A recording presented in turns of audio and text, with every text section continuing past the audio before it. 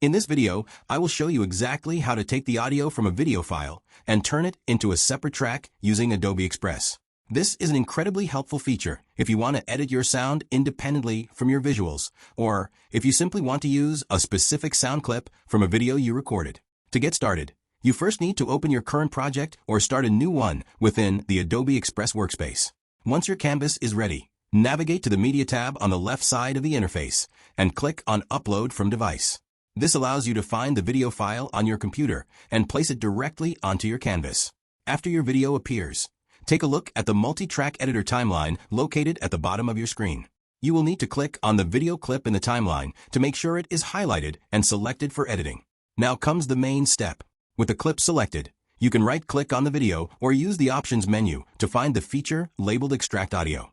As soon as you click this, Adobe Express will automatically separate the sound from the video and place it on its own dedicated audio track right below your footage.